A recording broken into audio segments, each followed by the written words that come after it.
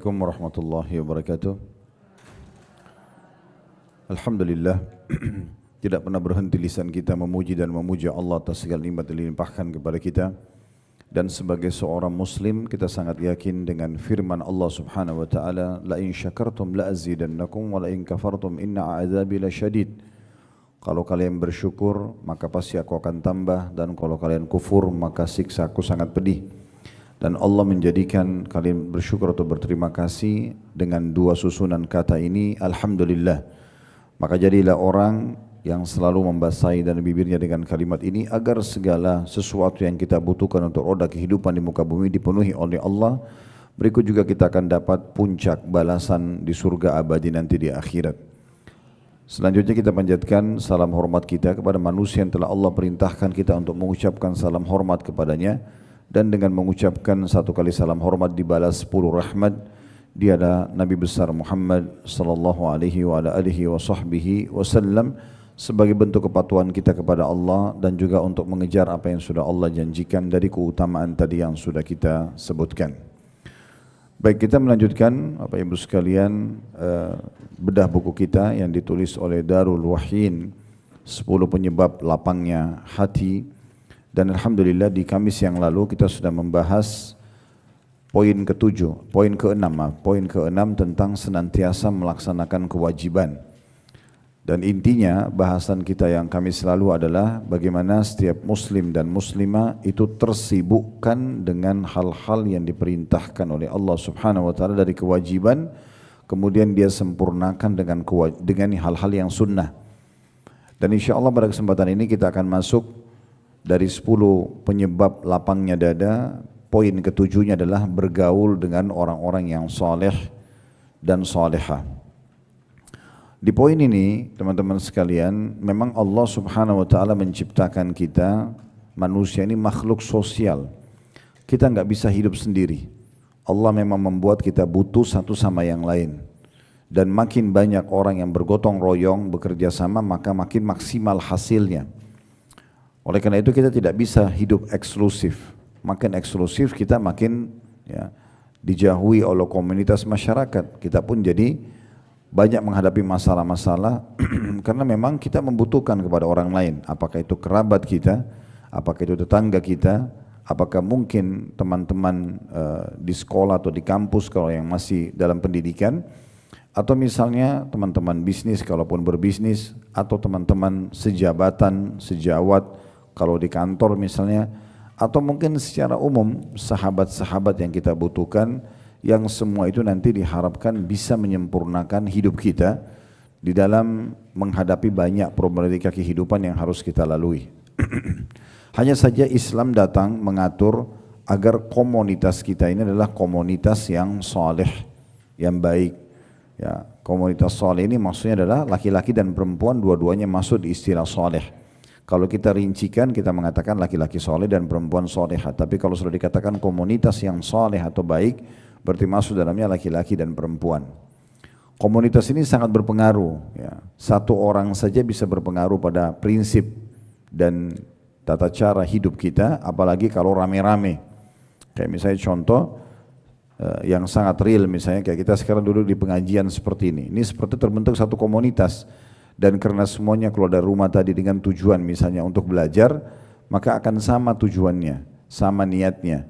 Ini akan berbeda sekali dengan kalau kita berkumpul dengan komunitas yang memang dasarnya keluar misalnya untuk berdosa, berbuat dosa, untuk misalnya mengatur satu strategi penipuan, atau melakukan perzinahan, atau yang semisalnya. Maka akan sangat berbeda sekali kondisi dan keadaan kedua komunitas ini. Yang satu berbicara tentang bentuk-bentuk ketaatan kepada Allah dan menjauhi dosa-dosa, yang satu justru mengatur program bagaimana bermaksiat dan melanggar hukum-hukum Allah Subhanahu wa taala. Nanti akan lebih jelas insyaallah kita paparkan panjang lebar di syarah dan penjelasannya. Namun saya akan bacakan dulu yang ditulis oleh penulis di halaman 35 dan 36 ya. Kata beliau, dari 10 penyebab lapangnya dada, yang ke-7 adalah bergaul dengan orang-orang saleh, maksudnya komunitasnya. Lalu beliau mengatakan berkumpul dengan teman-teman yang saleh, setia mendengarkan pembicaraan mereka, memetik buah pembicaraan dan arahan mereka. Maksudnya kita mau duduk, kita mau dengar saran-sarannya, kita mau ya menjadikan mereka sebagai orang-orang yang memberikan masukan kepada kita sehingga kita punya tambahan informasi tentang program yang ingin kita jalankan, itu adalah hal yang sangat baik. Duduk bersama mereka mendatangkan keridhaan Allah Subhanahu wa taala yang Maha Penyayang, karena mereka adalah orang-orang yang dekat sama Allah. Membuat murka syaitan. Syaitan malah sakit hati kalau kita bersama dengan komunitas yang baik, karena makin banyak orang berbuat ketaatan, makin sulit syaitan menggoda. Ibu kalau jalan sendiri pakai jilbab, beda semangat kita ya, dan juga keinginan dan prinsip kita berpegang pada kebenaran. Kalau kita berdua orang, kalau kita 5 orang, kalau kita 10 orang, kita lebih percaya diri karena adanya komunitas tersebut. Akhirnya syaitan tidak berani juga atau tidak mudah untuk menggoda orang. Di saat kita memiliki komunitas ini, kalaupun ada satu orang, syaitan, manusia dan jin berusaha menyesatkan kita, mengajak kita untuk melakukan satu perbuatan dosa, maka komunitas kita mengatakan jangan, itu enggak boleh. Maka kita akan tertahan. Itu akan membuat syaitan itu pada murka. Ya. Kemudian dikatakan oleh beliau, karena itu senantiasalah duduk dan bergaul dengan mereka, serta mintalah nasihat mereka. Niscaya Anda melihat kelapangan dan kegembiraan dalam dada Anda. Masalah menghadapi suami, istri, anak, ya, pekerjaan. Kalau kita berbicara dengan orang-orang yang baik dan memang ahli di bidangnya, dia sudah soleh, dekat sama Allah, dan dia ahli di bidangnya. Ini juga penting sekali. Bukan hanya sekedar soleh saja, tetapi kalau kita berbicara misalnya dengan orang yang soleh, kita harus sesuaikan apa yang sedang kita bahas. Kalau kita bahas misalnya tentang masalah rumah tangga, maka kita cari komunitas soleh yang memang berhasil dalam rumah tangga itu. Kalau kita berbicara tentang pekerjaan misalnya atau bisnis, kita cari komunitas yang soleh, yang dekat sama Allah, dan juga memang para pebisnis misalnya. Ya, atau mungkin medis atau apa sajalah ya spesialisnya, sehingga lebih tepat sasaran gitu ya. Karena banyak juga orang salah faham dengan poin ini. Mereka berpikir yang penting orangnya soleh cukup, padahal mungkin pendidikannya kurang, pengalamannya kurang, sehingga akhirnya pada saat mereka memberikan kita masukan, kita keliru. Nah ini juga salah ya. Kemudian kata beliau, kemudian hati-hatilah Anda sendirian ya. Hati-hatilah untuk tidak sendirian tanpa teman yang baik, apalagi pada saat berbagai urusan menyusahkan Anda. Karena syaitan akan menambah kelemahan pada hamba jika dia seorang diri. Kan banyak kita dengar cerita ya, ada orang karena dia eksklusif, hanya hidupnya ditutup dengan bunuh diri, ya, dengan stres ya. Karena dia tidak punya komunitas yang baik yang membantu dia. Ada saatnya kita sangat lemah. Mungkin karena besarnya permasalahan yang kita hadapi sehingga akhirnya kita sulit untuk berpikir. Ya. Ide-ide kita jadi buyar semua. Kita butuh orang yang fresh pemikirannya, yang dia tidak kena masalah, kemudian dia coba memberikan kita masukan-masukan. Nah itu poin yang dimaksud dalam masalah ini. Kalau kita sendirian pasti syaitan akan sangat mudah membisikkan segala macam hal. Tadi saya bilang sampai pada tingkat banyak sekali orang yang bunuh diri. Ya. Alhamdulillah dalam Islam kita dipandu seperti ini. Banyak sekali orang-orang yang non-muslim, mereka karena sudah mendapatkan semuanya yang berhubungan dengan masalah dunia, seperti misalnya kekayaan, nama dan segala macam, pencitraannya sudah maksimal, hartanya sudah melimpah, kelebihan fisik para wajah juga sudah ada, kemudian mereka mencari sesuatu yang berbeda dengan cara membunuh diri misalnya, ya, dengan cara membuat sesuatu yang heboh ya, maka itu yang dia anggap itu sebuah kepuasan. Padahal sebenarnya ini semua bisikan-bisikan syaitan. Ya. Kami pernah bertemu dengan seorang muslim, dia menceritakan bagaimana dulu pada saat dia tenar, dan kemudian sampai pada tingkat semuanya ada, harta ada, ya, kemudian nama harum ada, terkenal segala macam, sehat secara fisik. Akhirnya dia bilang sampai pada tingkat ada bisikan untuk membunuh diri pun dengan cara dramatis ya. Bagaimana dia membuat seperti sebuah drama dengan ada musiknya dengan segala macam untuk membuat matinya itu kayak berbeda dengan mati yang lain ya, karena ini yang belum dia rasakan. Dan ini semua sebelum dia mengenal lebih jauh tentang agama Islam walaupun dia sudah muslim. Ya, alhamdulillah dengan ikut di pengajian dia sudah dengar, akhirnya dia sudah tahu kalau itu adalah bisikan-bisikan syaitan, karena pada saat itu mereka merasa eksklusif. Ya, oleh karena itu penting sekali kita walaupun sudah Allah bukakan segala pintu-pintu rezeki di muka bumi ini, Allah berikan kelebihan fisik dan paras wajah, bukan berarti kita menutup diri lalu kita eksklusif. Hanya tidak ada komunitas sama sekali. Enggak, kita berkumpul sama komunitas, tapi komunitasnya yang soleh dan boleh sesuai dengan spesialis kita. Ya. Kemudian dikatakan syaitan terhadap satu orang itu lebih dekat, ya, dan terhadap dua orang lebih jauh. Sementara ia tidak bersama tiga orang. Sesungguhnya serigala hanya makan kambing atau domba kalau sendirian. Ya, jadi di sini maksudnya beliau tidak menyebutkan satupun dalil, hanya sekedar memberikan gambaran sebenarnya komunitas yang baik itu akan membantu kita karena rame-rame. Jadi akhirnya tidak mudah syaitan untuk menyesatkan kita atau membuat kita melakukan perbuatan-perbuatan yang kriminal tadi, ya, baik itu untuk diri kita sendiri atau orang lain dengan membunuh diri atau membunuh orang lain misalnya. Nah, ini kurang lebih gambaran ditulis oleh penulis. Sekarang lebih dalam teman-teman sekalian, kita akan membahas tentang masalah ini. Seperti biasa kita akan berikan syarahnya. Syarahnya ya, kita akan mulai dengan perkataan yang menarik ya, dari Nabi alaihi salatu wassalam, dan ini hadis yang masyhur ya. Hadis ini diriwayatkan oleh Imam Bukhari dan Muslim. Yang sudah pernah kita bacakan hadis ini mungkin di bedah buku yang sebelumnya ya, tetapi akan ada tambahan atau berbeda dari sisi penjelasan mungkin atau tambahan dari penjelasannya. Yaitu sabda Nabi SAW dari hadis yang masyhur, "Mathalul jalisis salih was-su'i kahamilil miski wa nafikhil kir." Perumpamaan komunitas teman-teman yang baik sama teman-teman yang buruk seperti ibaratnya penjual minyak wangi dengan pandai besi. Fahamilul miski imma ayyuhdhiyaka, kalau penjual minyak wangi bisa saja dia memberikan kepadamu ya, minyak wangi tersebut ya. Maksudnya dia membuat kita mendapatkan parfum atau dia membuat kita tes ya, sehingga kita mencium bau wanginya. Wa imma an tabta'a minhu, atau kamu akan membeli parfum itu karena kamu suka baunya, maka otomatis akan membuat kita nyaman.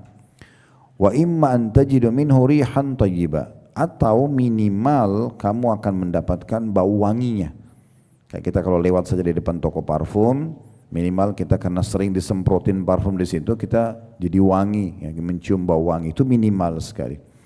Jadi orang berteman dengan komunitas yang soleh, disebutkan dalam hadis ini ada 3 manfaat yang didapatkan kalau diperumpamakan dengan penjual minyak wangi. Bisa dapat hadiah, ya. Misalnya kita bertemu sama teman-teman yang baik, soleh atau soleha, kemudian mereka memberikan kepada kita sebuah ide, sebuah potongan ceramah, nasihat, ya, sehingga kita dapat sesuatu. Atau kita beli dari mereka, ada buku yang ditawarkan, kita membeli ya. Atau kita minimal mendapatkan bau yang wangi, maksudnya dari akhlak dia, tutur katanya yang santun, pakaiannya yang juga rapi ya, tertutup aurat, maka ini akan membuat kita seperti mendapat informasi ya dari orang tersebut. Wa nafikhul kir imma an yuhrika thiyabak, sementara sebaliknya kalau komunitas yang buruk itu ibaratnya seperti pandai besi. Kalau kamu lewat di situ bisa saja membakar bajumu, kata Nabi, karena percikan-percikan apinya banyak ya.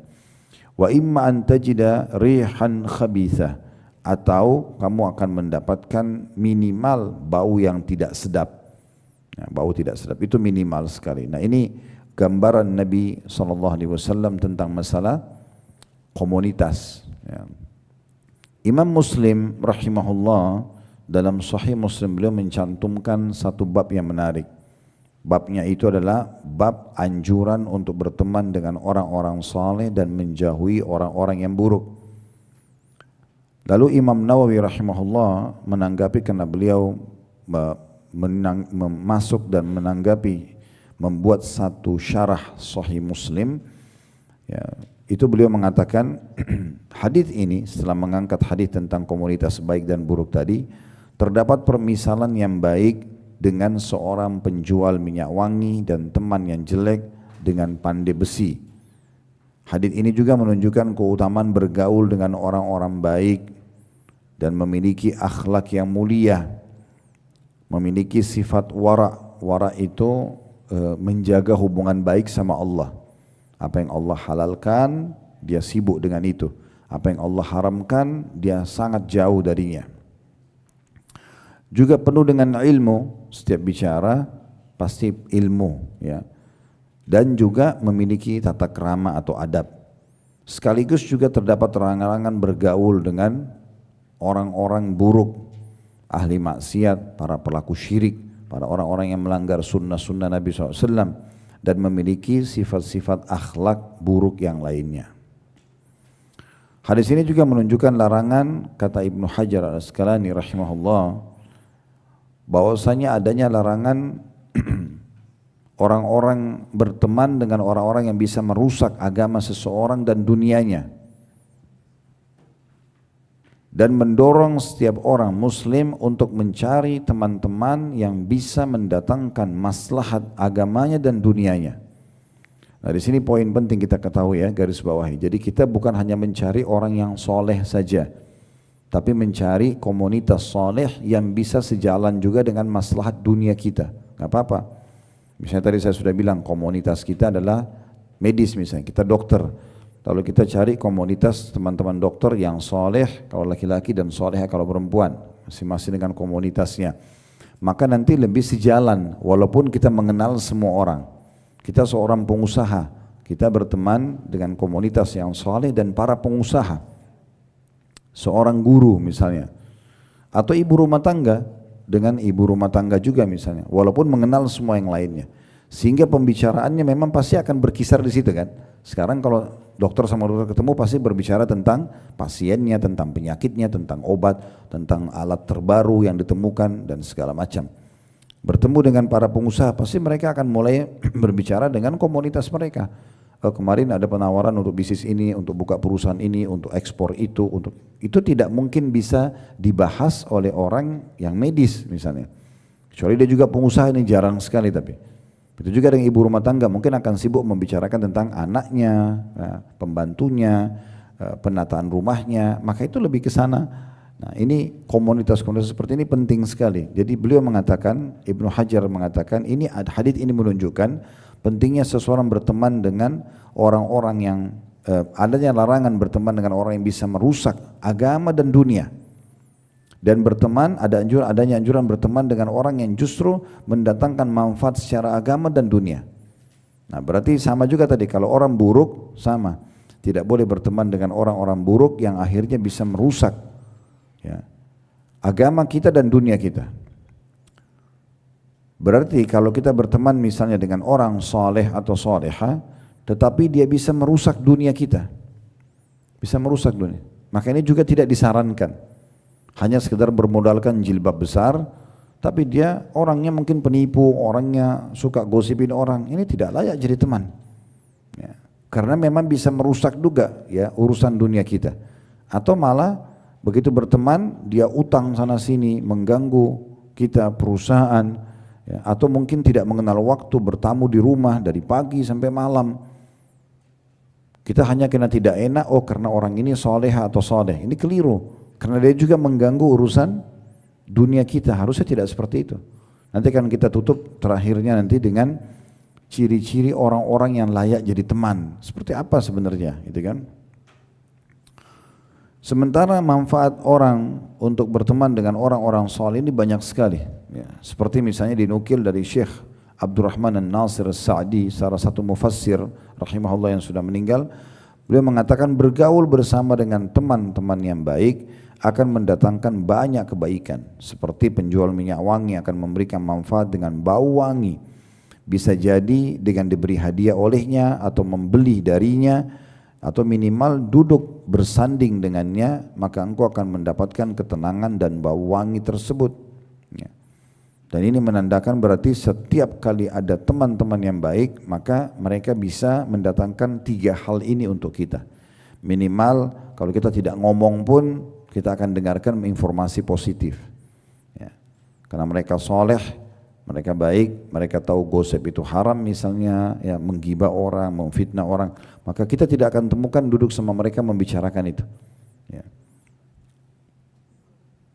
Dan ini penting, atau misalnya mereka sedang berbagi satu informasi penting, lalu kemudian informasi itu kita butuh, misalnya sebuah pelatihan atau apa saja, lalu kemudian kita ikut, atau sebuah pengajian kita ikut, ini seperti kita sedang membeli produk dari mereka, karena ada informasi, maka ini akan mendapatkan banyak sekali kebaikan kepada kita.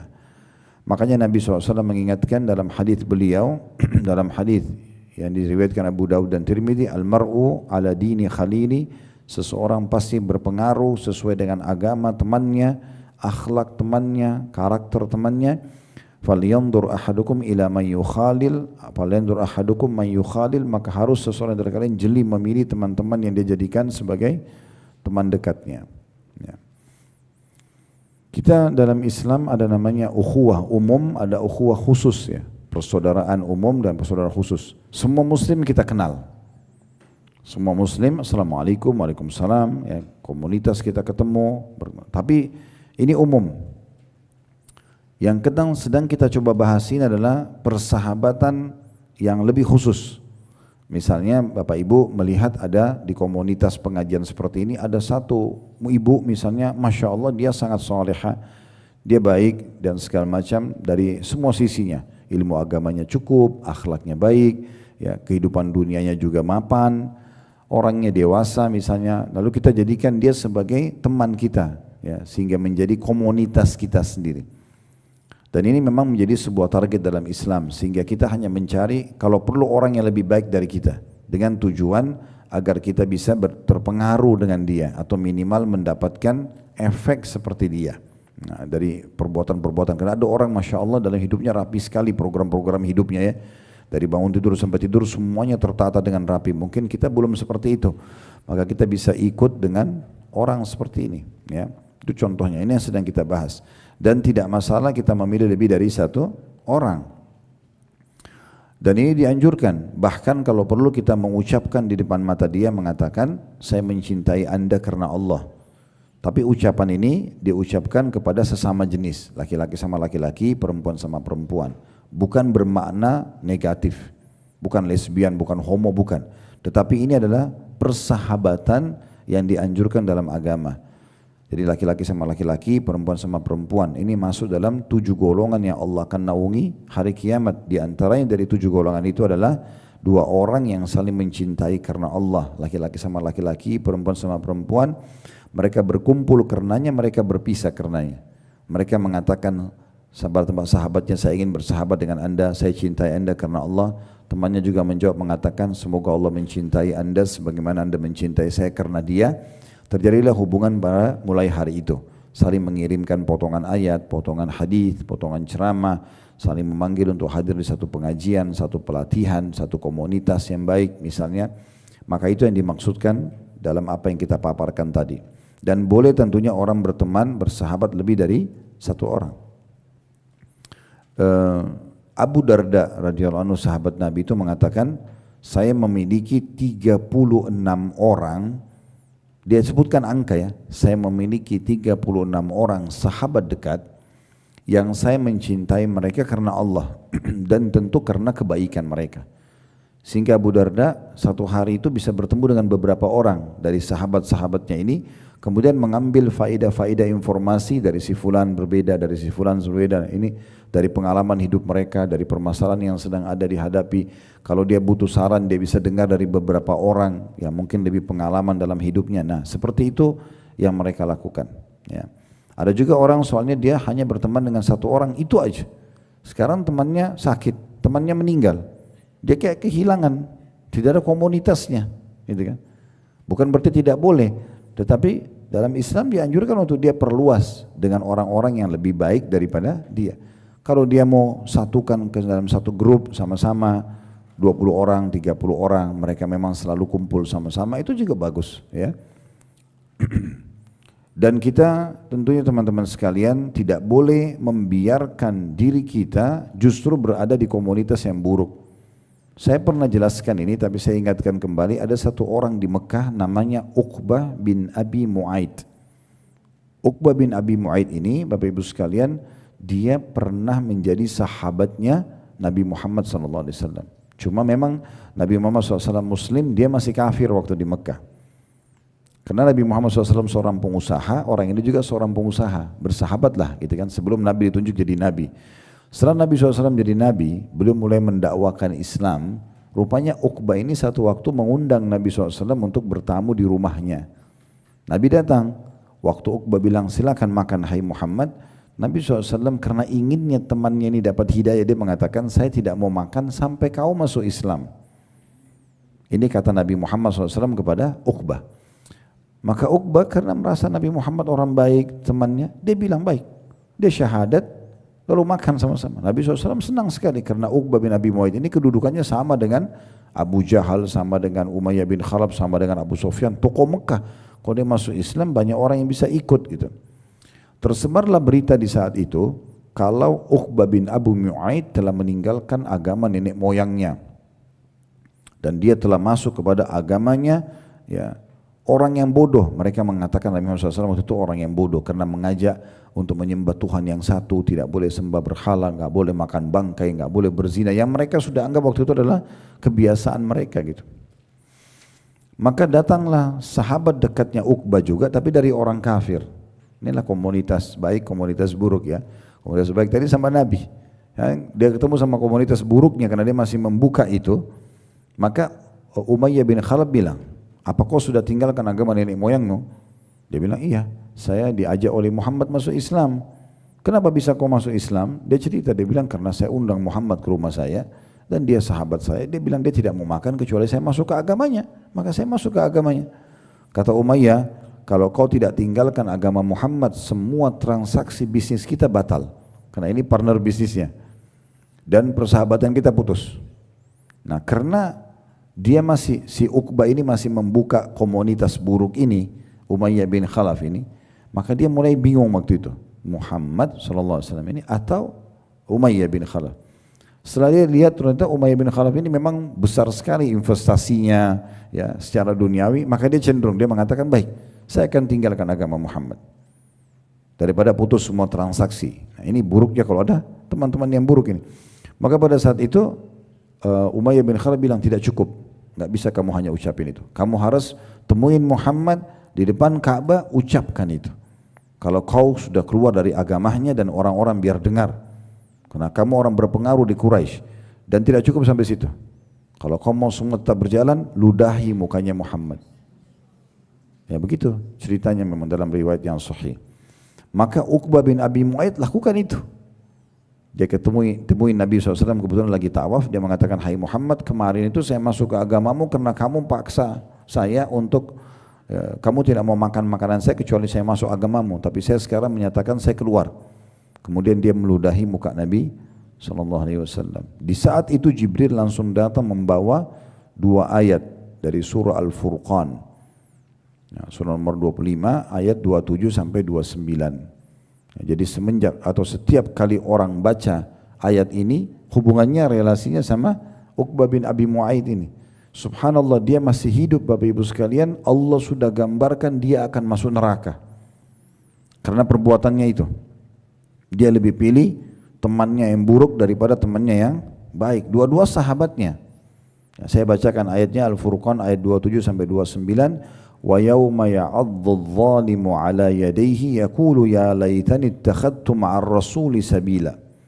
Dan ingatlah, maksudnya pelajarilah di situ, ya. Orang-orang yang zalim di sini maksudnya kalau Bapak Ibu baca tafsirnya Uqbah bin Abi Mu'aid tadi, ya. Menggigit kedua tangannya seraya berkata, nanti hari kiamat dia gigit tangannya, ini tanda penyesalan. Ya.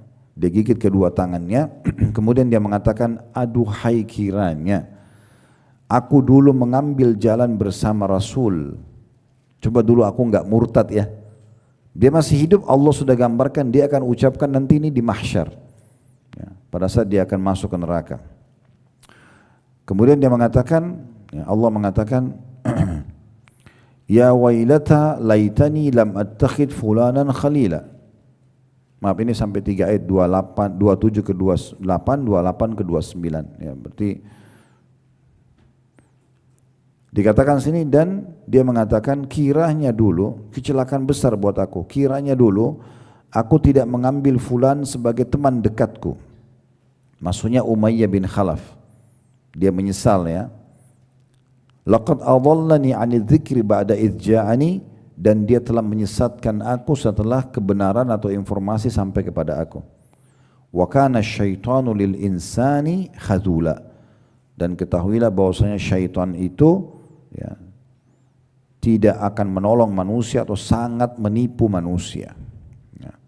Ini penyesalan abadi yang luar biasa ya, yang datang dari seseorang yang hidup bersama Nabi SAW di saat itu.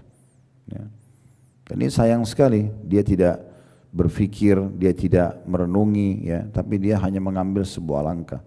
Ini juga banyak terjadi ya dalam kehidupan kita sehari. Mungkin ada teman kita dulu sahabat dekat dan dia sudah ikut pengajian, tapi karena dia masih membuka pintu berteman dengan orang buruk, akhirnya sesekali di sini, sesekali di sana.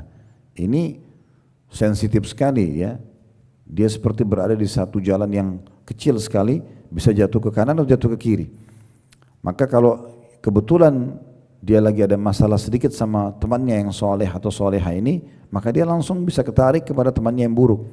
Bisa saja 10 tahun dia tidak pernah mabuk, mungkin satu kali langsung dia mabuk, langsung dia narkotika, mungkin dia su'ul khatimah, bahkan meninggal dalam keadaan berbuat dosa, kan gitu. Hanya karena temannya di akhir hidupnya.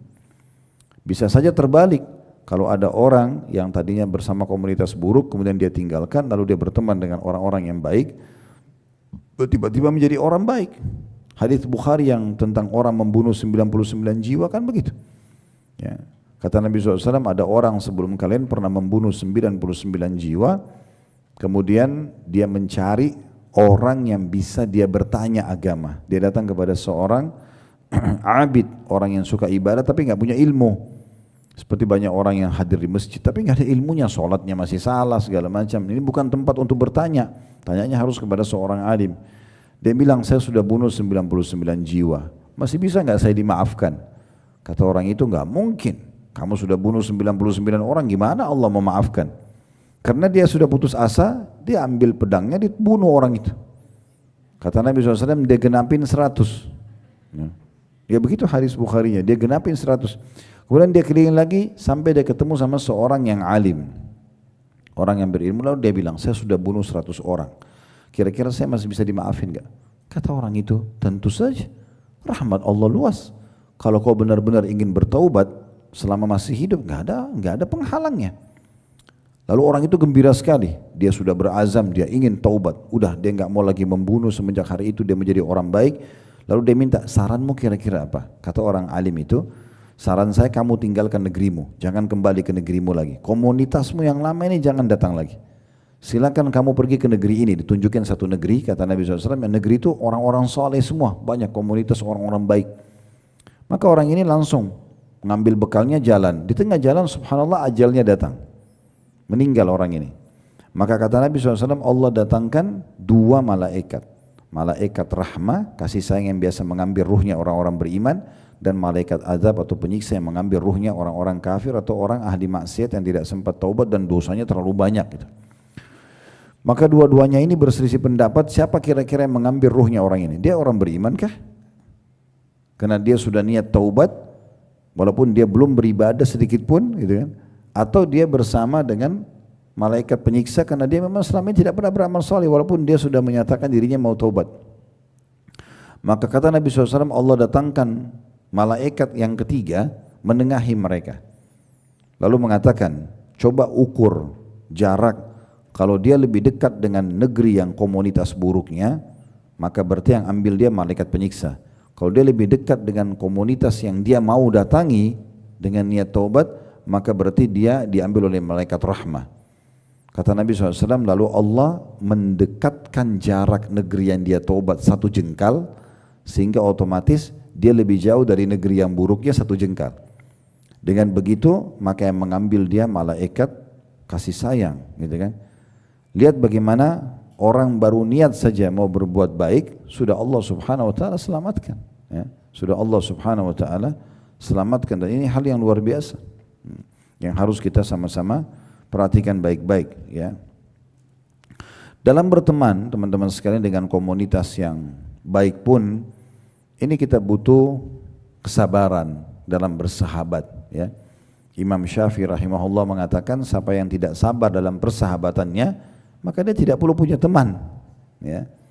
Jadi namanya teman kadang-kadang ada saatnya dia lagi mood, ya, ada saatnya dia lagi tidak mood, ya. Sehingga ada saatnya dia setiap kita ngobrol atau kita menyampaikan sesuatu kita bisa komunikasi sehat sama dia, ada saatnya juga tidak bisa. Maka kita harus bersabar, kita harus tahu tentang kondisi dan keadaannya. Dan kita harus untuk memunculkan loyalitas supaya dia selalu peduli dengan kita, maka harus diikuti dengan royalitas. Ya. Tidak bisa orang langgeng bersahabat tapi pelit, ya. Nggak mungkin. Makanya pernah ada orang datang kepada Abdullah bin Mas'ud radhiyallahu anhu lalu mengatakan, saya mencintai anda karena Allah. Kata Abdullah bin Mas'ud, kau sudah tahu syaratnya? Dia bilang, apa syaratnya? Kata Abdullah bin Mas'ud, kantongku adalah kantongmu, kantongmu adalah kantongku.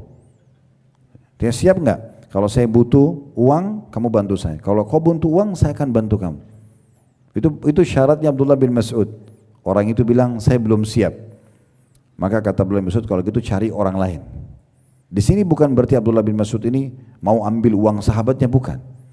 Artinya kesepakatan dari awal, kamu ini nanti dalam persahabatan royal enggak?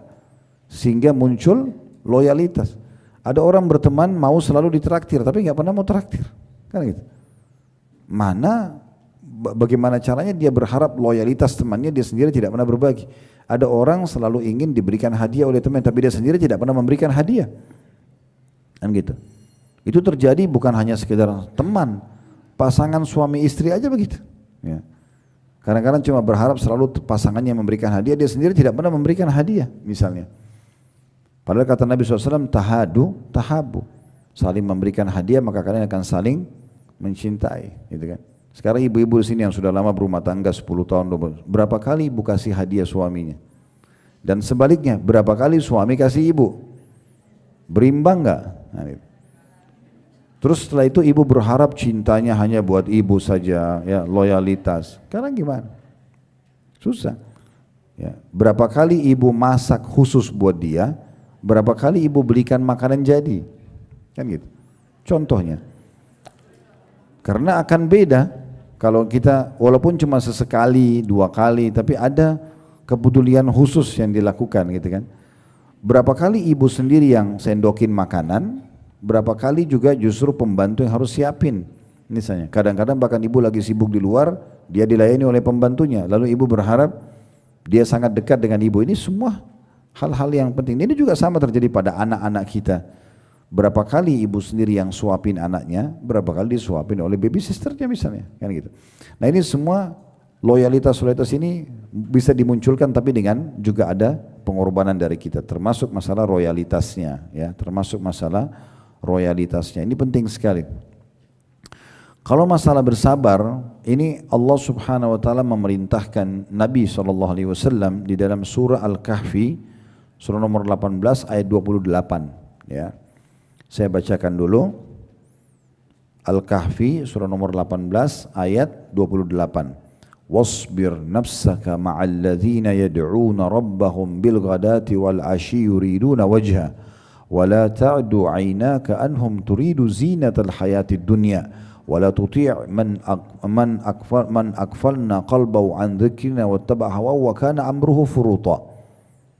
Terjemahannya, bersabarlah hai Muhammad bersama dengan orang-orang yang menyeru Rabbnya di pagi dan di senja hari dengan mengharap keridhaan Allah.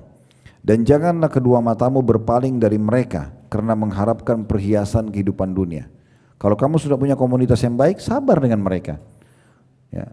Yang penting bukan hal-hal yang riskan, ya, yang misalnya dia menyimpang akidahnya atau memang dia tadi membebani bahkan merusak urusan dunia kita, bukan cuma agama misalnya. Agamanya oke tapi dunianya malah merusak. Nah, bukan seperti itu, ya. Kalau mereka itu baik-baik saja, cuma mungkin kadang-kadang telat kalau kita janjian, masalah teknis, ya. Kadang-kadang mungkin dia punya kesibukan sehingga tidak bisa meluangkan waktu buat kita karena sibuk dengan keluarganya. Maka hal-hal seperti ini bersabarlah. bersama dengan orang-orang yang menyeru Rabb mereka, maksudnya beribadah, sibuk dari ibadah ke ibadah, orang-orang saleh di pagi dan senja hari untuk mencari ridha Allah. Dan jangan pernah kedua matamu berpaling dari mereka, pergi ke komunitas yang buruk ya, karena mengharapkan perhiasan kehidupan dunia. Dan jangan kamu mengikuti orang-orang yang hatinya telah kami lalaikan dan dari mengingat kami. Jangan berteman dengan orang-orang yang justru tidak pernah berzikir, tidak pernah sholat, tidak tutup aurat. Jangan berteman sama mereka ya. Serta juga sibuk menuruti hawa nafsu mereka dan keadaan mereka telah melampaui batas. Nah, kita dengarkan bagaimana ulama tafsir menafsirkan Al-Kahfi ayat 28 ini. Syekh Nasir As-Sa'di berkata rahimahullah bahwasanya Allah Azza wa Jalla memerintahkan nabinya Muhammad SAW agar beliau bersabar bersama dengan orang-orang mukmin, orang-orang yang beribadah, orang-orang yang banyak kembali atau bertaubat kepada Allah, yaitu orang-orang yang menyeru Rabb mereka di pagi dan senja hari, yaitu awal dan akhir siang. Mereka mengharap keridhoannya. Allah Azza wa Jalla menyifati mereka dengan ibadah dan ikhlas dalam beribadah. Berarti di sini disuruh bersabar ya. Ibrahim Al-Khawwas rahimahullah beliau berkata, dawabul qalbi khamsatu asya. Penawar hati itu ada 5. Artinya hati kita selalu dalam kondisi bahagia selama 5 hal ini ada. Ini menurut beliau. Lalu mulailah beliau menyebutkan, ini akan kita bahas pertemuan akan datang nanti di poin ke-8, masalah qiraatul Quran, rutinnya seseorang membaca Al-Quran. Itu penawar hati nomor 1. Setiap kali ada masalah, baca Al-Quran. Nanti kita jelaskan lebih jauh insyaAllah di pertemuan akan datang ya. Dikatakan qiraatul Quran bit tadabbur, dengan tadabbur, maksudnya dengan merenungi makna-maknanya. Kemudian wa khala'ul batn. Yang kedua ya, seringnya mengosongkan perut. Di sini tanda kutip, kata ulama menafsirkan memaknakan makna Ibrahim adalah orang yang sering berpuasa ya. Jadi kalau waktu puasa mereka berpuasa, karena ini nanti akan bisa lebih menenangkan hati seseorang. Yang ketiga dikatakan wa qiyamul lail ya, orang yang sering mendirikan sholat malam, ini menenangkan dan melapangkan hati. Yang keempat wat tadarru'u 'indas sahar ya. Kemudian orang yang rutin atau rutinnya seseorang berdoa di waktu sahar, di waktu sahur menjelang subuh ya. Kemudian yang terakhir ini jadi saksi bahasan kita, wa mujalasatus salihin, dan duduk dengan komunitas-komunitas yang baik. Nah, ini yang menjadi saksi bahasan kita, gitu kan? Bagaimana seseorang di antara kita betul-betul mencari komunitas yang baik ini supaya kita selamat ya, supaya kita selamat, karena bahaya sekali gitu ya. Pasti kita akan terpengaruh dengan komunitas-komunitas kita itu. Baik, kita sekarang coba memberikan gambaran hadis Nabi SAW juga yang lain ya, di mana Nabi SAW mengatakan al-arwahun junudun mujannada fama ta'arafa minha talaf wa ma tanakara minha ikhtalaf. Ruh-ruh itu bagaikan pasukan yang berkumpul atau berkelompok-kelompok. Oleh karena itu, jika mereka saling mengenal, maka mereka akan bersatu, dan jika saling tidak mengenal, maka akan berbeda atau berpisah. Makna hadis ini, kalau ibu dan bapak sudah terbiasa dalam satu kebaikan, komunitas yang baik, maka ruh kita itu akan selalu cenderung dengan orang-orang yang sama dimanapun kita berada. Seperti misalnya di Indonesia, ibu sudah biasa berkumpul dengan komunitas yang baik-baik semuanya, muslimah-muslimah yang baik, yang salihah, obrolannya baik, berkualitas lah semuanya ya. Urusan agamanya berkualitas, dunianya juga berkualitas.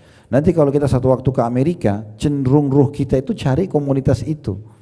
Kita di Jepang, cari komunitas itu. Kita tidak akan berkumpul dengan orang-orang yang lain. Nah, itu yang dimaksud dengan ruh-ruh itu akan cenderung, tapi kita harus membiasakan diri dulu dengan satu kebiasaan itu. Nah, begitu juga orang kalau terbiasa dengan komunitas yang buruk, memang selalu kerjanya cuma gosip, fitnah, apalah macam-macam, bicarain tentang dosa-dosa, dia berada dimanapun dia akan cari komunitas itu.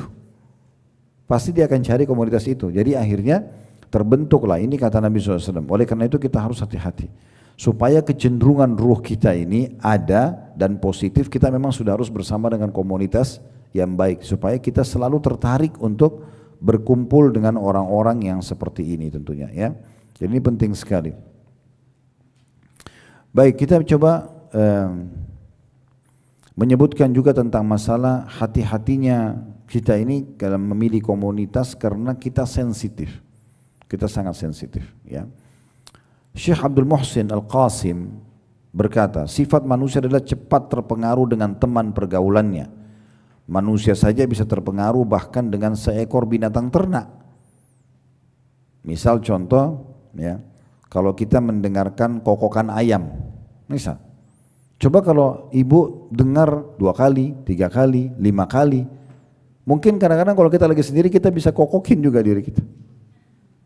Karena adanya sensitivitas itu, kita terpengaruh gampang sekali. Itu contoh saja ya. Atau orang terbiasa misal dengan seekor kucing dia, maka bisa saja kena sensitifnya manusia, dia bisa terpengaruh dengan kucing itu, mungkin dengan mencontohkan gerak-geraknya atau mengulangi ucapan mulutnya dan seterusnya misal. Atau dia punya peliharaan burung misalnya dengan kicauannya dan segala macam. Nah itu kalau hewan saja bisa berpengaruh, apalagi manusia. Jadi jangan pernah membahasakan begini, enggak kok saya enggak terpengaruh, gitu kan. Walaupun teman-teman saya itu semua belum berhijab, oh saya tidak terpengaruh kok walaupun teman-teman saya itu masih jauh, mereka masih kumpul di karaoke, mereka segala macam. Itu omong kosong, enggak mungkin, kita sensitif ya. Udah saya sering kasih contoh itu, saking sensitifnya kita, mata kita ini bisa membedakan terang atau gelap seketika. Ini kan lagi terang nih, begitu kita padamkan semua lampu di sini, jendela itu kita tutup misalnya, jadi gelap. Seketika langsung kita bisa bedain, oh ini gelap, ini terang. Ya, hidung kita bisa bedain wangi, busuk seketika. Telinga kita bisa bedain intonasi ribut sama yang tidak seketika. Kan gitu. Tangan kita bisa membedakan, oh ini halus atau lembut seketika kan gitu. Seperti saya pegang kain meja ini, saya bisa bedakan. Dan begitu juga ibu-ibu kalau lakukan misalnya sama, akan merasakan oh ini lembut kainnya atau kasar misalnya kan gitu. Lidah kita bisa bedain asin, manis seketika dan seterusnya gitu kan. Jadi kita sangat sensitif. Jadi jangan bilang kita tidak terpengaruh kalau sudah ada orang yang mulai menceritakan sesuatu baik, kita terpengaruh kayak ibu dan hadir di pengajian begini. Kita cerita tentang dalil, pasti berpengaruh pada jiwa. Pulang kita pasti akan lebih condong untuk kepada apa yang kita dengar itu. Nah sama kalau yang ibu datang di satu komunitas bicaranya dari tadi cuman bagaimana berzina, bagaimana bergaul bebas, bagaimana narkotika, maka akan terpengaruh, mau nggak mau. Nah seperti itulah ya. Jadi harus hati-hati sekali dengan masalah-masalah seperti ini tentunya. Baik, kita sekarang coba ya masuk ke bagaimana sih sebenarnya ciri-ciri teman-teman yang baik. Ya, komunitas yang baik itu. Yang pertama itu harusnya dia berakidah yang lurus, keyakinan agamanya bagus, tauhidnya benar. Ya, terbukti kalau kita bicara sama dia selalu Allah larang loh. Ya, Allah perintahkan begini, ya, Allah anjurkan begini. Tidak pernah lisannya berhenti menyebutkan Allah. Ya, itu selalu diucapkan. Dan ini penting sekali karena kalau akidahnya lurus, selalu kalau kita sedang ada nikmat dan dia tahu, dia akan mengatakan, oh banyaklah bersyukur ya. Dia akan arahkan kita supaya kita tidak lalai. Kalau kita misalnya dalam kondisi yang salah ya, dia akan luruskan.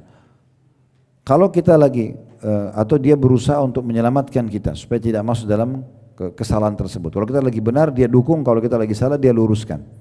Nah seperti itu karena akidahnya lurus. Dan seorang muslim tidak bisa melepaskan diri dari masalah akidah. Kapan kita duduk sama seseorang atau komunitas tidak pernah satu kali pun disebut namanya Allah ya. Tidak pernah mengatakan Allah larang loh atau Allah membolehkan misalnya ya, atau jangan ya karena Allah larang misalnya. Tidak pernah ada bahasa itu. Maka ini komunitas sudah tidak mungkin kita bersama dengan mereka. Karena orang yang takut sama Tuhannya, maka dipastikan juga dia akan menjaga hak makhluk itu sendiri. Makanya kita disuruh mencari pasangan hidup yang soleh dan soleha, ya teman-teman yang soleh dan soleha. Semuanya itu karena mereka pasti mengenal Tuhannya Allah Subhanahu wa Ta'ala. Bayangkan waktu Nabi SAW mendekati pamannya Abu Talib, ini Nabi Muhammad sendiri langsung. Abu Talib itu dari pertama Nabi SAW dinobatkan jadi Nabi sampai kurang lebih 10 tahun berjalan di Mekah, dia terus membela Nabi, tapi tidak masuk Islam. Di akhir hidupnya di ranjangnya, disitulah berkata, ya, pada saat itu Nabi SAW di dekat kaki beliau, wahai paman, Qul la ilaha illallah uhajju bika indallah. Ucapkan la ilaha illallah, masuk Islam lah, saya akan tolong kamu di hadapan Allah. Tapi apa yang terjadi? Di atas kepalanya ada Abu Jahal dan Umayyah bin Khalaf serta komunitas teman-temannya yang buruk. Mereka bilang, hai Abu Talib, kalau kau ikuti ini, kau ucapkan apa yang Muhammad ucapkan, kami akan membencimu selamanya. Ada beberapa asar yang mereka mengatakan, kami akan sebutkan keburukanmu. Maka dia, karena ada komunitas buruk ini, dia bingung, ikut yang mana nih, ponakannya atau teman-temannya. Tapi dia sempat ucapin kalimat terakhirnya, saya bersama dengan kaum saya. Lalu dia meninggal. Ya, untuk menjaga perasaan teman-temannya yang buruk ini, ya, dia mengatakan saya bersama dengan teman-teman saya. Maka akhirnya meninggal dalam keadaan itu. Nabi SAW sedih sekali.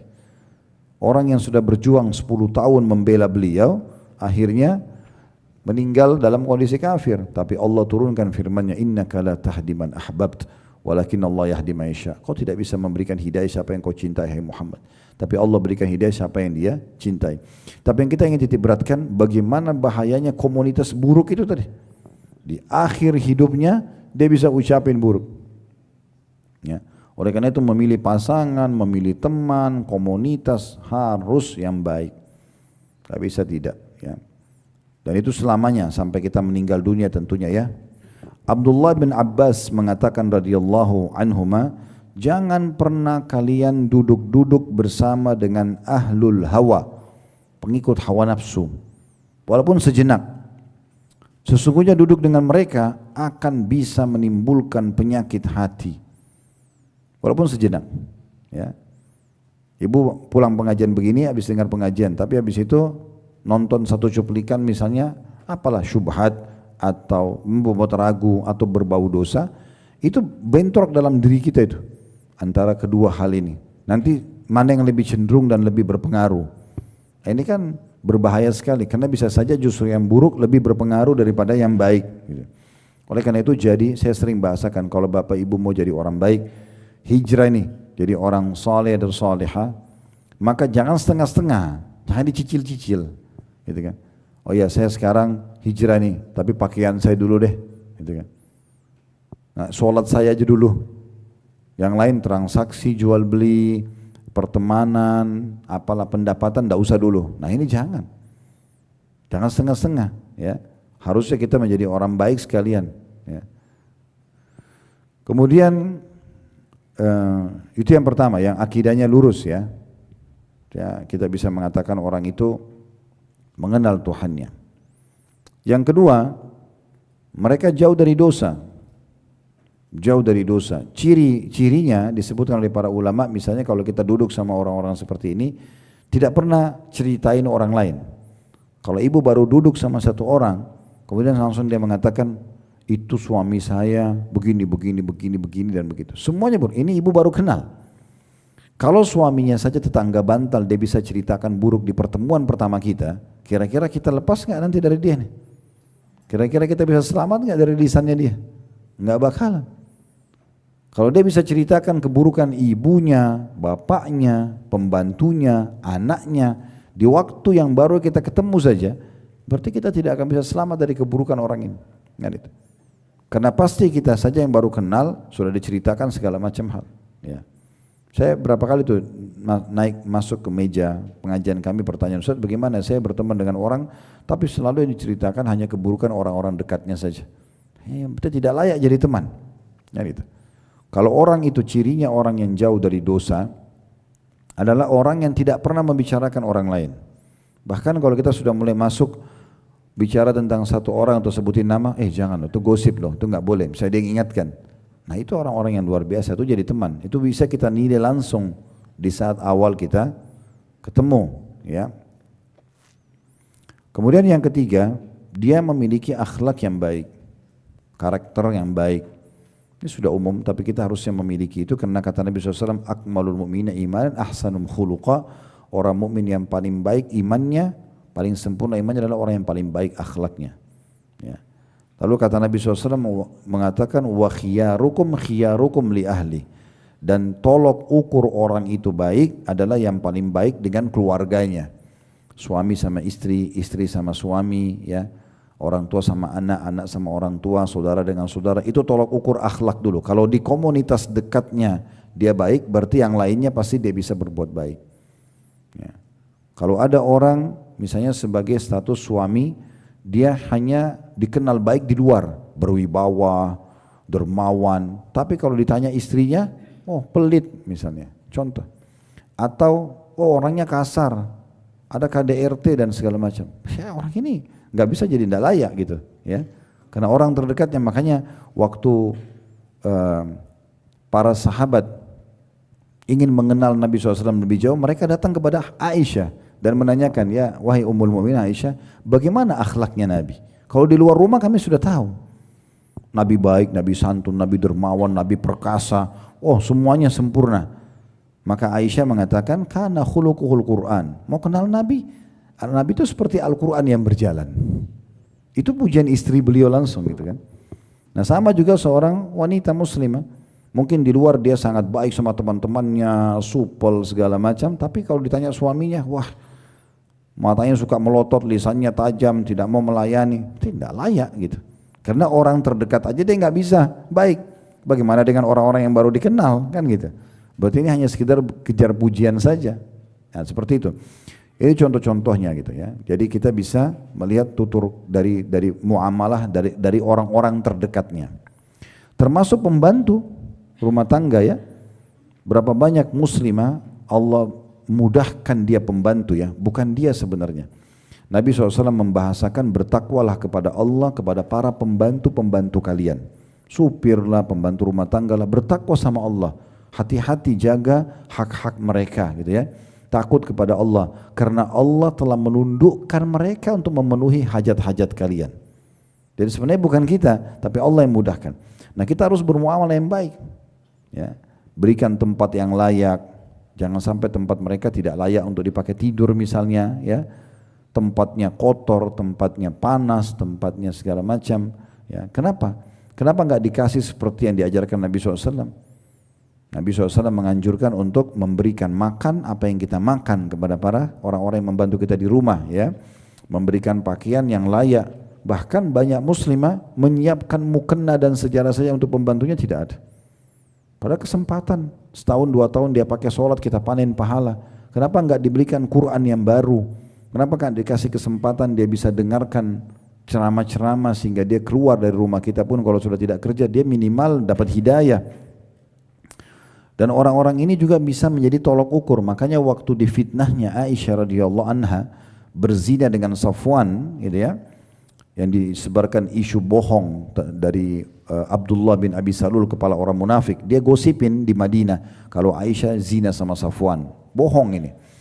Lalu Nabi SAW waktu itu karena wahyu tidak turun, seingat saya selama 1 bulan. Wahyu nggak ada turun. Biasanya kalau ada masalah, Nabi SAW memohon sama Allah, Allah turunkan wahyu.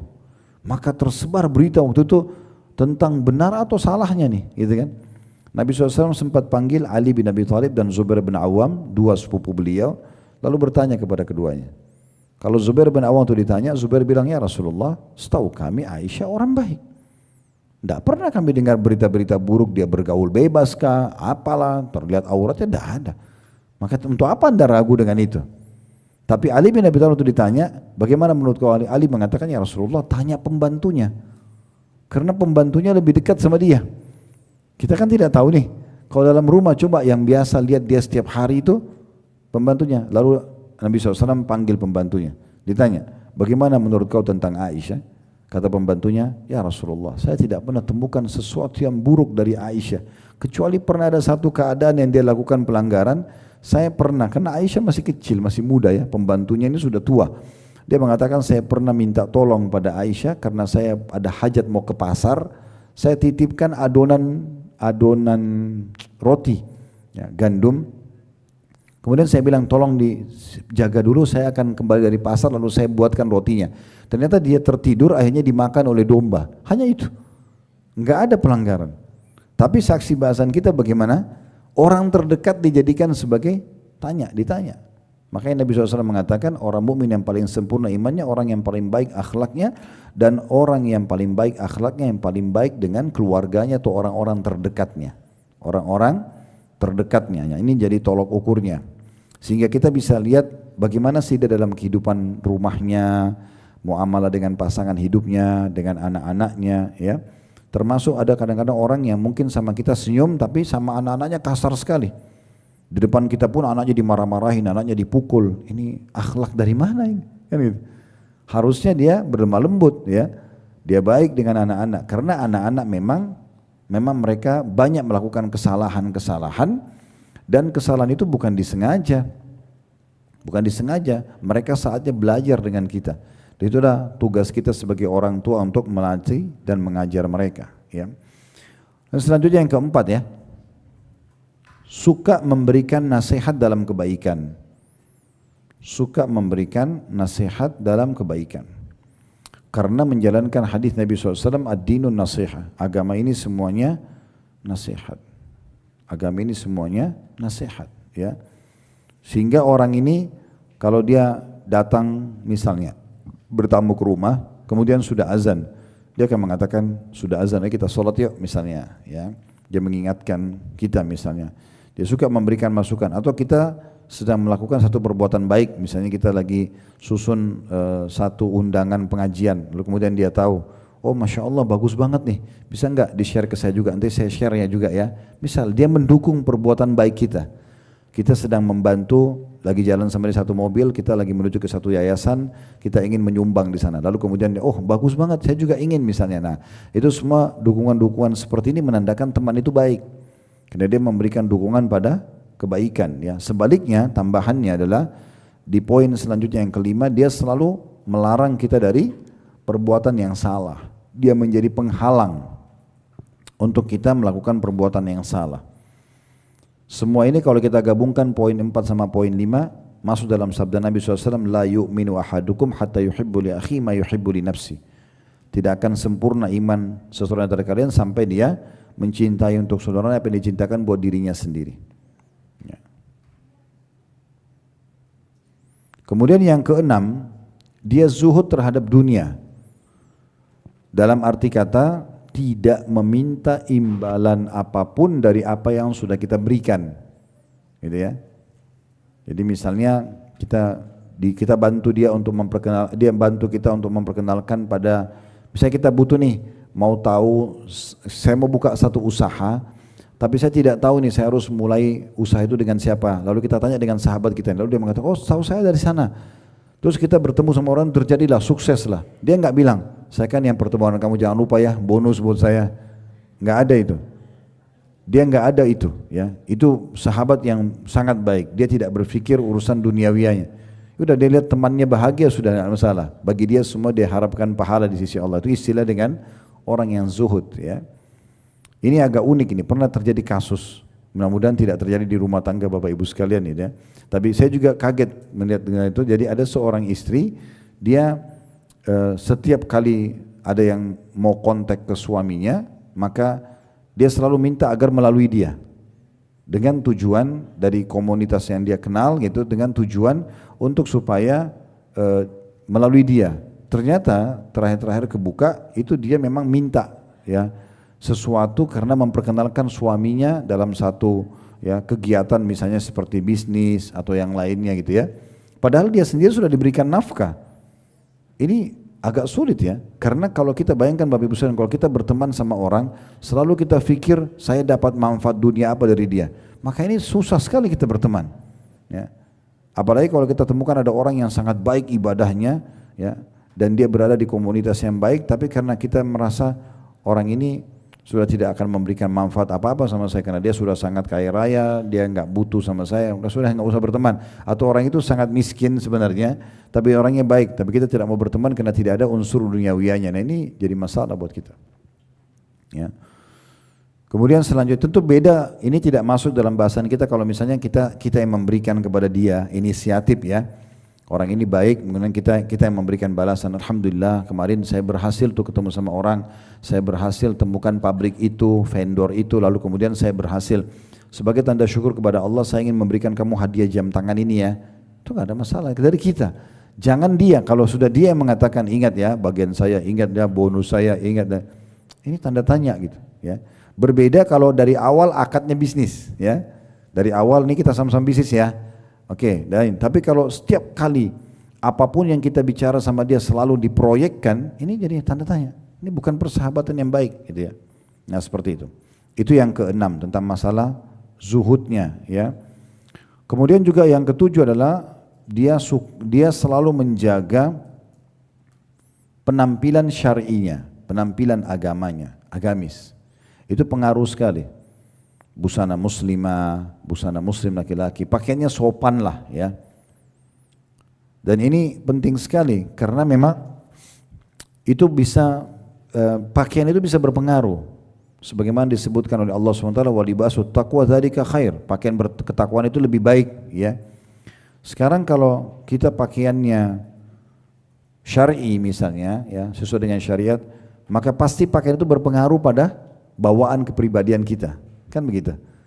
Malu dong kita misalnya pakai kopiah kemudian lalu berbuat dosa misalnya. Itu orang malu. Atau orang pakai jilbab dia melakukan dosa, kecuali memang sudah tidak ada rasa malunya. Tapi umumnya pakaian itu berpengaruh. Pakaian itu berpengaruh. Makanya kita disuruh pakai baju yang islami. Walaupun kita masih ada kecenderungan dengan dosa, tapi baju itu bisa jadi penyebab kita nggak berani buat gitu. Nah itu termasuk hal yang penting. Dan ini kita bisa lihat dari orang itu konsisten atau tidak dengan pakaiannya. Ya, ini pernah terjadi pada kami, pada saya, alhamdulillah kita tidak sebutkan namanya, tapi saya pernah ngisi pengajian di satu komunitas, ini mungkin 12 tahun yang lalu waktu awal-awal atau 13, awal-awal kami masuk ke Jakarta. Saya pernah ngisi pengajian di cukup banyak majelis taklim waktu itu, dan salah satunya komunitas ibu-ibu gitu. Nah waktu itu ada buku yang dipesan, mereka pesan, kemudian saya siapkan bukunya dan akan ada pembayarannya. Saya bilang udah nanti aja nggak masalah. Yang penting buku itu sudah kita pesan dari penerbitnya. Mereka mau saya yang bayarin ke penerbitnya. Baik, saya bilang nggak masalah. Nanti insya Allah kalau sudah selesai, ibu bisa infokan ke saya nanti. Rupanya satu waktu saya lagi di rumah sama istri. Waktu itu saya hari itu tidak pengajiannya agak telat, habis duhur. Lalu tiba-tiba istri saya masuk dari luar ke dalam rumah mengatakan ada satu ibu yang sedang mau bertemu gitu. Terus saya bilang baik temuin aja. Kalau perempuan biasanya saya biar istri saya yang temuin gitu ya, silakan. Dia bilang tapi agak unik karena orang ini mengatakan kenal, maksudnya kenal sama saya, tetapi pakaiannya sangat terbuka. Ya. Jadi pakaiannya bajunya ketat, pakai rok pendek. Ini kayaknya salah alamat mungkin. Mungkin salah alamat gitu. Saya bilang coba duduk tanya.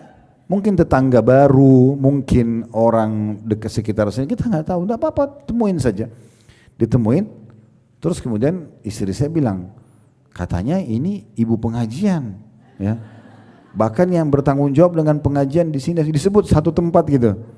Ah, masa sih gitu? Setahu saya di situ semuanya pakai jilbab syar'i semua. Gitu. Baik, nanti sama-sama kita duduk, temanin. Dia sama saya duduk, terus pas saya duduk langsung dia bilang, Ustadz nggak ingat sama saya?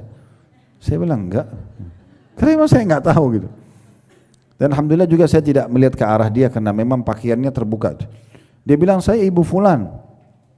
Oh, saya dari situ depan istri saya mengatakan loh, bukannya ibu biasanya pakai jilbab? Saya ngomong gitu loh. Iya Ustadz, mohon maaf saya pakai jilbabnya di pengajian. Kalau di luar saya belum pakai. Ini ketua majelis taklimnya. Berarti dia pakai busana itu kapan? Cuma pengajian. Pulang pengajian nggak pakai lagi. La haula wala quwata illa billah. Jadi padahal kalau di komunitas pengajian itu solihah banget gitu kan. Ngobrol aja, karena memang saya juga satu punya tradisi, mungkin juga semua alhamdulillah majelis taklim kami tahu, saya tidak pernah secara khusus duduk ngobrol sama seorang ibu atau sama panitia pun kadang-kadang ya kalau ada hajat saja. Penting.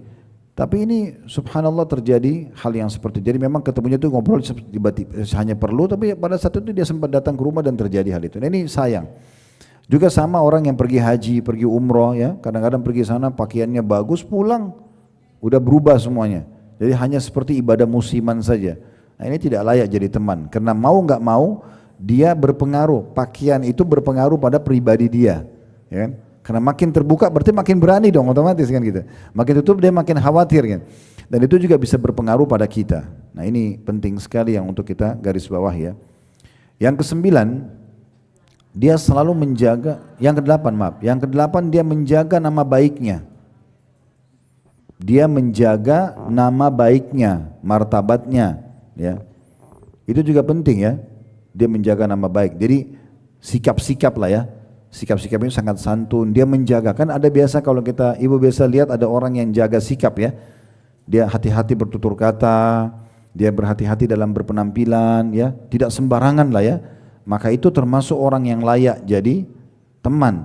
Karena kalau dia berhati-hati seperti itu, bagi dia akan berhati-hati juga dalam menjaga nama baik dia dan menjaga juga nama baik orang yang berteman dengan dia. Ya, tapi kalau orang itu sembarangan saja ya, sepertinya orang yang tidak peduli dengan dirinya sendiri, dari penampilannya, dari bawaan karakter sehari-hari ya, mungkin dari tutur katanya ya, ini maka berbahaya juga ke depannya untuk kita tentunya. Dan ini menjaga wibawa nama baik, ini bagian daripada agama ya. Ibu nggak boleh membuka celah di mana orang menilai kita negatif, itu nggak boleh dalam Islam. Nggak boleh kita sengaja tampil dengan satu penampilan yang sengaja menarik publik untuk menilai negatif, itu nggak boleh. Dan tidak boleh kita berikan celah orang sengaja mau menilai kita buruk, nah, itu tidak boleh.